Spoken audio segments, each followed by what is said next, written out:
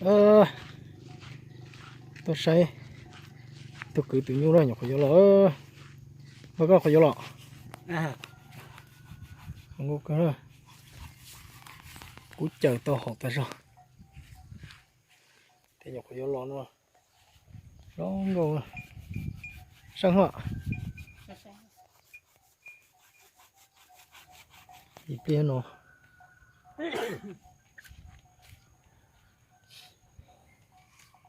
đã cũng gió chè trong cửa rồi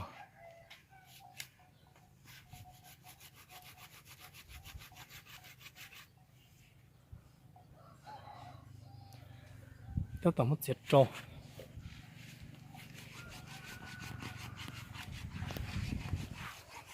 nó chỉ chuẩn nó xe cửa rồi nó không cửa nó chỉ chuẩn xe chỗ rồi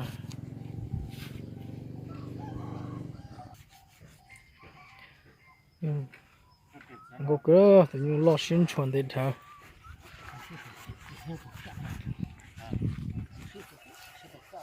Đấy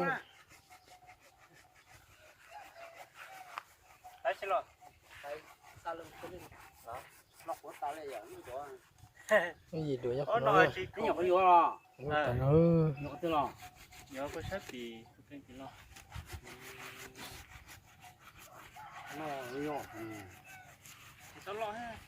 cú là họ thế rồi Rồi. có cửa giờ cũng mua bắn câu luôn tao ha Thế tôi vô đi chờ lo ha.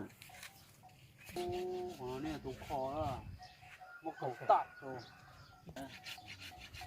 Cái gì thì cột trâu. nó tao rồi Hai củ trâu à.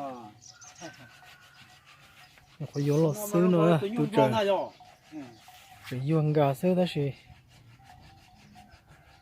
còn nó mua mà bố cho đó không có tới đó lấy tiền nhà xong đó được của đó Nó sẽ chỉ nó đúng.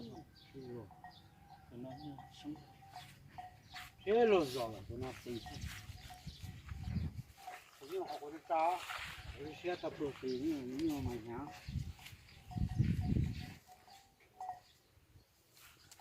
Nó nói để thoát sẽ. Thì cũng ở đây nó cố lý dâm.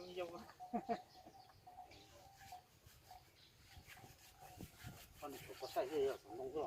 À, nông lấy thế nào? Nó, nông khổ lấy cái gì rồi? tại sao Con khổ, nó cũng khổ chứ. Cho nên là tụi lâu chứ nhưng đâu lấy. anh ấy nhiều nữa chỉ lâu à Xin à. anh ấy nhiều nữa chỉ lâu xí xứ anh ấy này Cái phỉ cơ à? Chúng sát vô cá tết thôi nè. Có cá tê nhá la, cổ tê nhá la không? Có tết ở cái bàn nhỉ.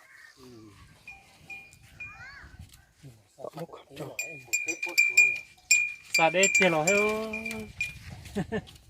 mua gì bón chơi thế này gì sức cứ chỉ mua Sẽ có chỉ nhập cho tay nào chúng là.